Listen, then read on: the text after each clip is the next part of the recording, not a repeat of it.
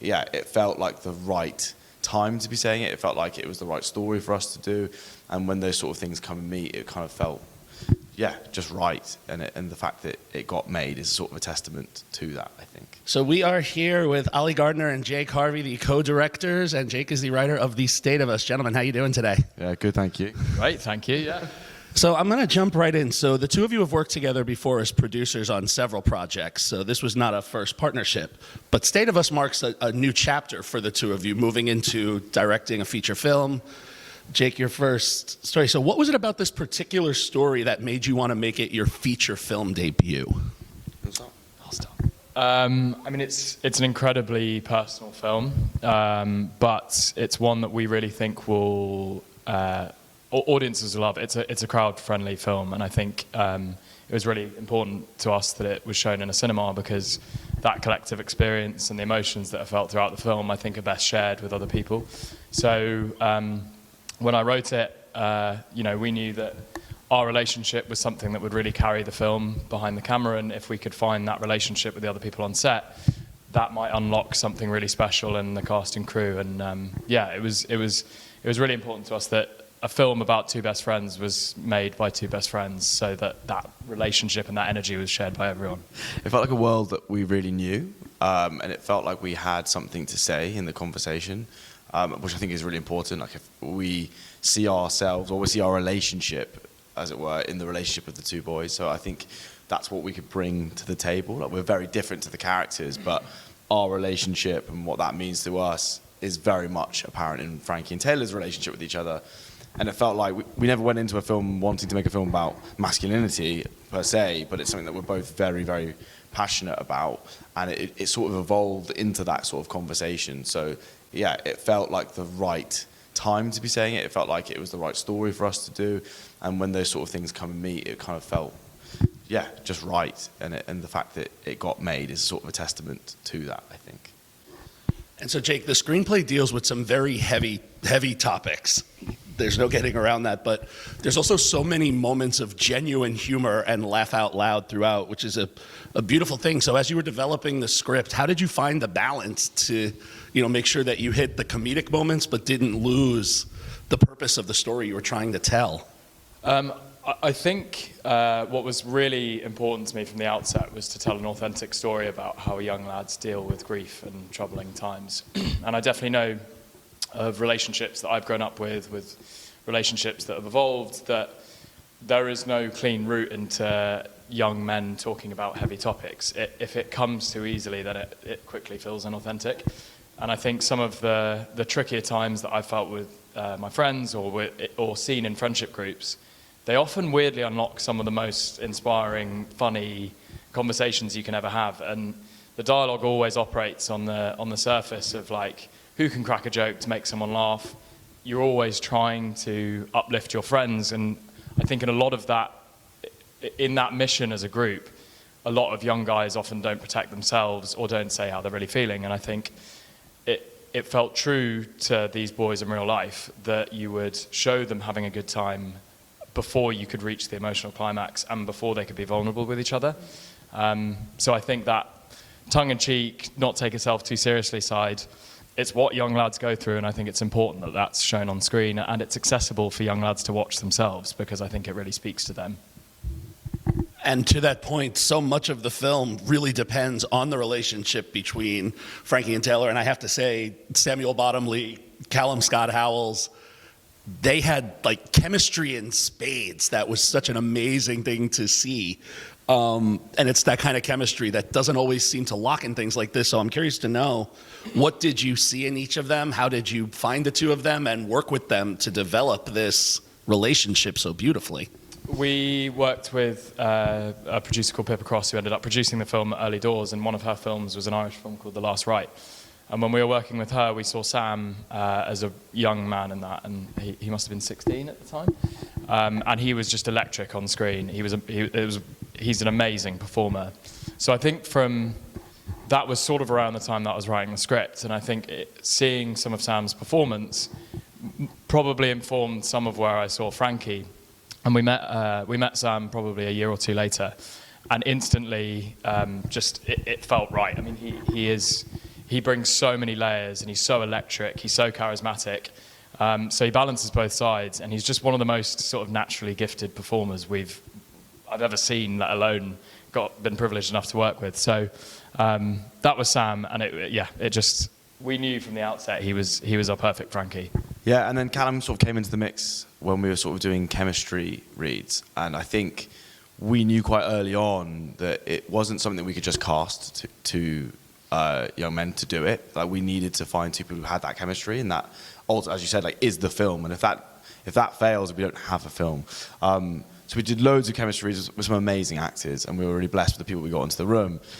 When we sort of spoke about Callum, and I had seen like Callum's work and followed his work for a long time, and he's a brilliant actor. And when we got him in the room, it was really exciting when we were having conversations with him and Sam, just how much chemistry there was there, and we knew that we could sort of find that. And I think Sam and Callum are really beautiful actors in their own right, totally different styles, which sort of weirdly complemented each other. But also they have no ego. They don't bring their egos apart. They're really empathetic towards each other. And they really bought into the idea that if we were going to make this film, it couldn't be just two best mates making a film about two best mates. We needed to be four best mates making this film together. And it really became that unit. And I think it's one of the blessings that we've taken from the film was our relationship with them. But when we were on set, we all knew what we needed to do to achieve this film. And there was sort of this telepathic nature to filming where trust and being vulnerable, and that was a big part of the film. We knew we needed to get them to dark places, and we knew we were dealing with really intense themes, and so like that trust and vulnerability had to be there between the four of us, and it was a really beautiful thing when we found it. It's an absolute blessing of ours. Yeah, I mean, some of the biggest work was done. Ooh, thank you. This is fun.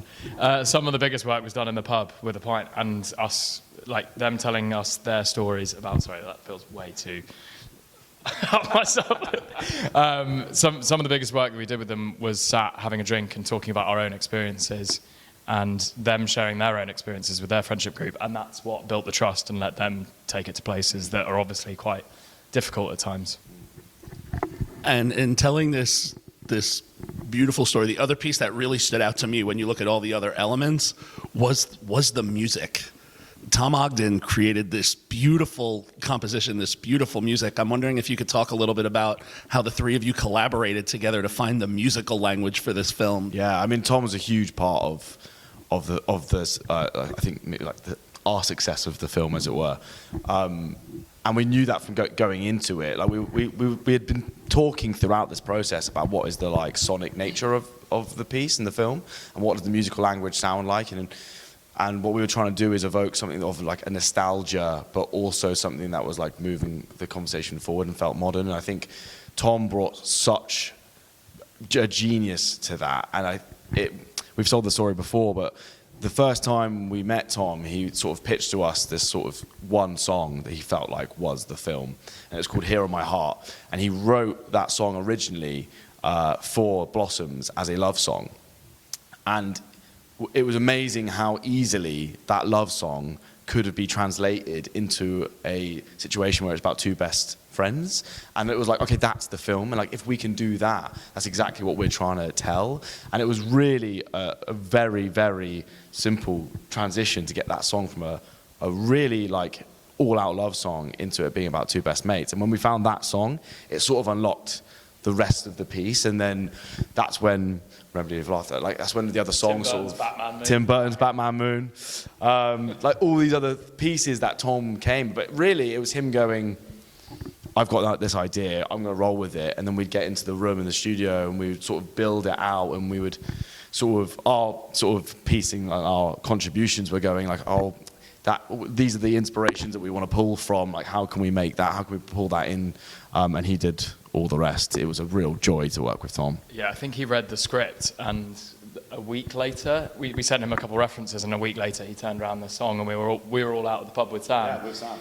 And we just got this voice note through of the song that he was playing with, and it was almost like the voice of the boys in this sort of subtle, nuanced way, but keeping the sort of fun, boyish energy of the film. It was pretty moving getting that. So I have to say, congratulations, getting the film done, getting it out there, having it make its world premiere here in Edinburgh. How does that feel to finally be sharing it with the world?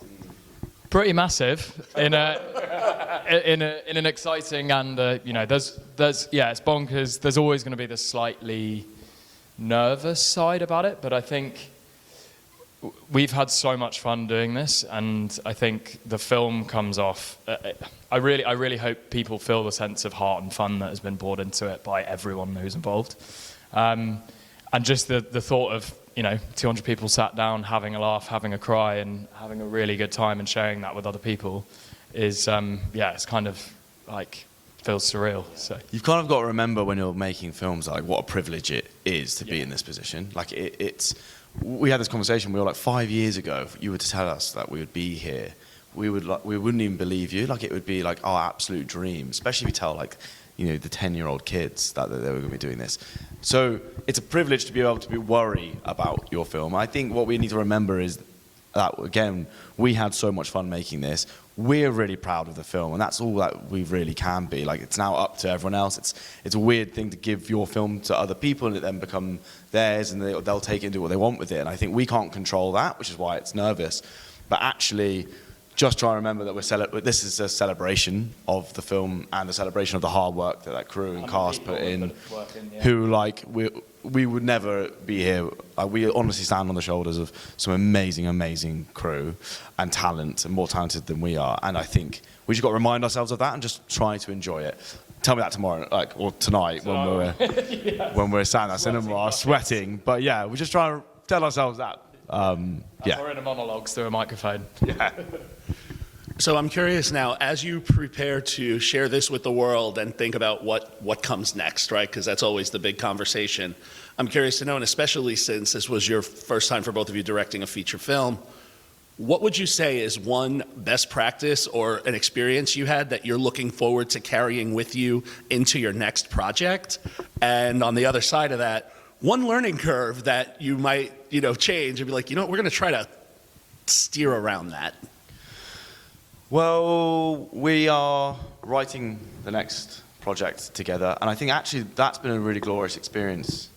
Like, we knew coming out of State of Us and like co-directing it, everyone does ask you the question of like, "Ooh, what was that like?" And you said it earlier, like, assuming that we've had arguments, like, we've had none. Like, it's been such a smooth process. Like, we're best friends, we know each other so well, we knew the story so well. So it really was okay, let's go write something together, which has been like a really glorious experience, and something where you're constantly pushing each other and like probing. And it's weird. It's like when you get to the end of your first draft, it's like you've done 4 drafts, because you've already sort of probed each other throughout the process and critiqued it, that by the end of it you go like, oh my God, we've done so much groundwork already. So that's been a really glorious experience on the next one. And I wouldn't personally have swerved anything. I think as a debut, of course there's things in the film that we see that we would change and do all that, but like, I would never change that experience for anything. No, I think if there's one thing we can take from it, and it sounds so cliche because I feel like every filmmaker says this, but genuinely surround yourself with people who you look up to, and make sure that they care about the story as much as or equal to you, because I think once you have that trust and that bond and that chemistry with everyone on set, it really unlocks something really special, and you can get something when that energy is behind camera as well as in front. It informs itself. So to anyone doing it, I would say just interrogate who you're meeting, go for a drink with them, make sure you get on as mates, and I think that unlocks a really special energy in a team. And one last question before I have to let the two of you go. When people spend the 90 or so minutes in this world that you've created, what are you hoping they take away, or what conversations start when people walk out of the film? Well, I hope firstly they have a really good time. It is a night out with 2 lads on the biggest, possibly the last night of their lives, and I think enjoy the journey of that.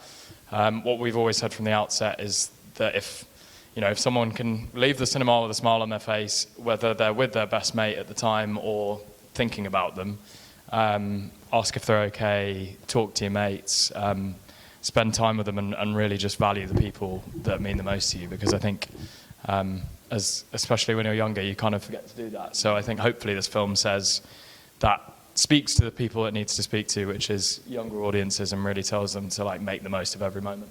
Yeah.